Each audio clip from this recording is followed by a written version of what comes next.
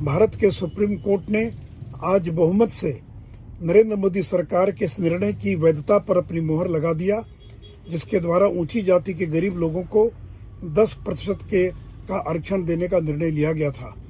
हम इस निर्णय के लिए नरेंद्र मोदी सरकार को धन्यवाद देते हैं। साथ ही साथ बिहार की राष्ट्रीय जनता दल वह ऐसी पार्टी थी जिसने संसद के दोनों सदनों में 103वें संविधान संशोधन विधेयक का विरोध किया था।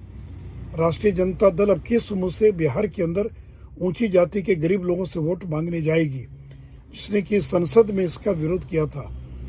और आरजेडी के साथ साथ इंडियन यूनियन मुस्लिम लीग और डीएमके, ये तीन ऐसी पार्टियां थी जिन्होंने राज्यसभा और लोकसभा इन दोनों सदनों में ऊंची जाति के गरीब लोगों के आरक्षण के विरोध किया था। और आम आदमी पार्टी ने इस निर्णय के विरोध में सदन का बहिष्कार कर दिया था। अब आरजेडी और आम आदमी पार्टी को, देश की जनता को, ऊंची जाति के गरीबों को इसका जवाब देना पड़ेगा कि इन लोगों ने क्यों इस निर्णय का विरोध किया था।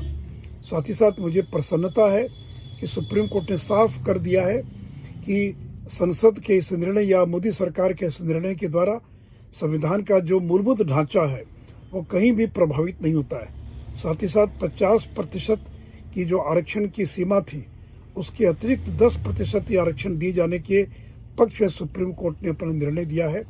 तो आज का दिन बड़ा ऐतिहासिक दिन है, क्योंकि सुप्रीम कोर्ट ने नरेंद्र मोदी सरकार के 10% आरक्षण के निर्णय पर अपनी सहमति की मोहर लगा दी है।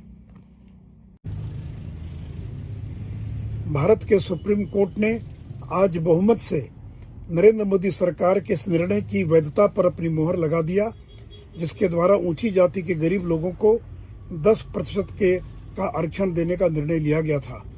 हम इस निर्णय के लिए नरेंद्र मोदी सरकार को धन्यवाद देते हैं। साथ ही साथ बिहार की राष्ट्रीय जनता दल वह ऐसी पार्टी थी जिसने संसद के दोनों सदनों में 103वें संविधान संशोधन विधेयक का विरोध किया था। राष्ट्रीय जनता दल अब किस मुंह से बिहार के अंदर ऊंची जाति के गरीब लोगों से वोट मांगने जाएगी, जिसने कि संसद में इसका विरोध किया था। और आरजेडी के साथ साथ इंडियन यूनियन मुस्लिम लीग और डीएमके, ये तीन ऐसी पार्टियां थी जिन्होंने राज्यसभा और लोकसभा इन दोनों सदनों में ऊंची जाति के गरीब लोगों के आरक्षण के विरोध किया था।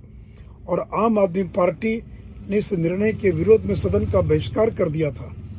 अब आरजेडी और आम आदमी पार्टी को, देश की जनता को, ऊंची जाति के गरीबों को इसका जवाब देना पड़ेगा कि इन लोगों ने क्यों इस निर्णय का विरोध किया था। साथ ही साथ मुझे प्रसन्नता है कि सुप्रीम कोर्ट ने साफ कर दिया है कि संसद के इस निर्णय या मोदी सरकार के इस निर्णय के द्वारा संविधान का जो मूलभूत ढांचा है वो कहीं भी प्रभावित नहीं होता है। साथ ही साथ 50% की जो आरक्षण की सीमा थी, उसके अतिरिक्त 10% आरक्षण दिए जाने के पक्ष में सुप्रीम कोर्ट ने अपना निर्णय दिया है। तो आज का दिन बड़ा ऐतिहासिक दिन है, क्योंकि सुप्रीम कोर्ट ने नरेंद्र मोदी सरकार के 10% आरक्षण के निर्णय पर अपनी सहमति की मोहर लगा दी है।